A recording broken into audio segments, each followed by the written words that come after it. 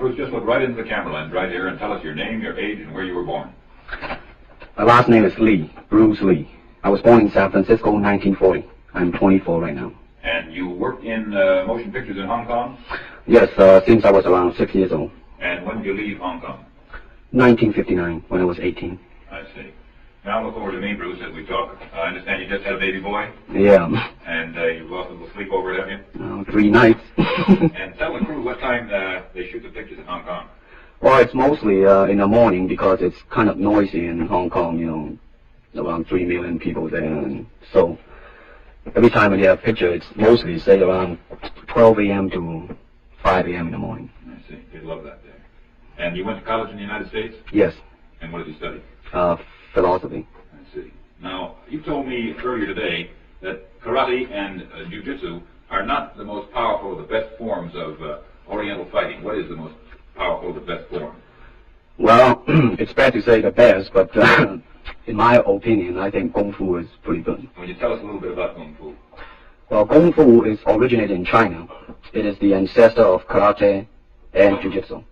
It's more of a complete system, and it's more fluid. By that I mean it's more flowing. There is continuity in movement instead of one movement, two movement, and then stop. Would you look right into the camera lens and explain the principle of the glass of water as it applies to Kung Fu? Well, Kung Fu, the best example would be a glass of water. Why? Because water is the softest substance in the world, but yet it can penetrate the hardest rock or anything, granite, you name it. Water also is insubstantial. By that I mean you cannot grasp hold of it. You cannot punch it and hurt it. So every Kung Fu man is trying to do that, to be soft like water and flexible and adapt itself to the opponent. I see. What's the difference between a Kung Fu punch and a karate punch? Well, a karate punch is like an iron bar, whack. A Kung Fu punch is like an iron chain with an iron ball attached to the end, and it goes whang, and it hurt inside. Okay. Now we're going to cut, and in just a second we'll have you stand up and show us some Kung Fu and some movements in Kung Fu. Okay. Test X2, take 1, Steve. Now look directly into the camera, Bruce. Directly at it. And now give me a 3/4 this way. And hold it. And give me a profile that way, all the way. Good. Hold it. Now come back to a profile on the other side. And hold that. Give me a 3/4 on that side. And then give me right into the camera again. All right, now the camera will pull back. And Bruce, first show me the movements in the classical Chinese theater. Classical Chinese Well, theater. you know what we talked about in the office. How they walk and how they start to move. Well, in Chinese opera, they have the warrior and then the scholar. The way the warrior walk will be something like this. Walking this way, straight, come out, bend, straight, and then walk out again. An ordinary scholar would be just like a female, a weakling, 90 pounds in child atlas. You'll be just walking, you know, like a girl, real, shoulder up and everything. So by the way they walk, you can immediately tell who they Right, what character they represent. Now, show us some Kung Fu movements. Well, it's hard to show it alone, but I will try to do my best. All right, maybe when the fellows will walk in. You want to walk Yeah, it would be... Go ahead. Go ahead. Go ahead. Come on, lady. Okay. Although accidents do happen, but, you know, there are various kinds of strikes. It depends on where you hit and what weapon you will be using. To the eyes, you would use fingers. Don't worry. To the eyes. Or straight at the face. From the waist, everything on. Hold it just a minute. Let's move this gentleman around this way so you're doing it more into the camera. Okay, swell. And then there is band arm strike using the waist again into a back fist. And let's have the assistant director back up just a way. Okay, go ahead. Continue. And then, of course, Kung Fu is very sneaky. You know, the Chinese, they always hit low. From high, go back to the ground. Now turn around the other way with you, Bruce. Oh, okay. Yeah.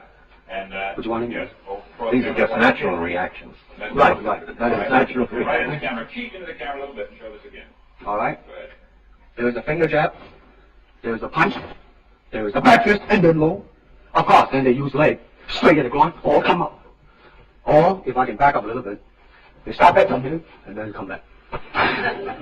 All right. It's kind of worried. He has nothing to worry about. Now, once again, show us how a good Kung Fu man would very coolly handle it and walk away, rather than get involved in a series of actions. Cut it. Sound. Okay. Test X2, take 2. Now, Bruce, so that we can clearly see what you're doing this time, we'll face the fact that there's nobody there. Show me now the difference between jiu-jitsu, which is long and involved, and kung fu, which is very quick if you have an opponent.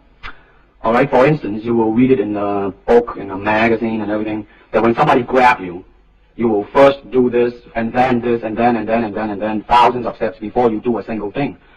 Of course, these kind of magazine would teach you to be feared by your enemies and admired by your friends and everything. But in Kung Fu, it always involves a very fast motion. Like, for instance, a guy grabbing your hand. It's not the idea to do so many steps, stepping right on the instep. You'll let go. This is what we mean by simplicity. Same thing in striking and everything. It has to be based on a very minimum motion, so that everything would be directly expressed. One motion, and he's gone. Doing it gracefully, not to go yelling and jumping all over him, but to do it. Excuse me. Okay, now show me once again just a few movements there. Well, Kung Fu can be practiced alone or with a partner. Practicing alone, they involve forms. Some imitate a crane, a monkey, a praying mantis. This is a crane form. Start off.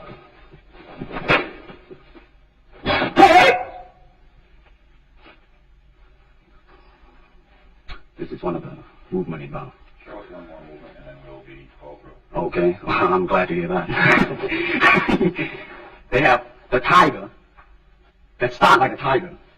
Using claw to claw the face, or the beak of the crane to the eyes. This is some of the movement involved. Thank you very much.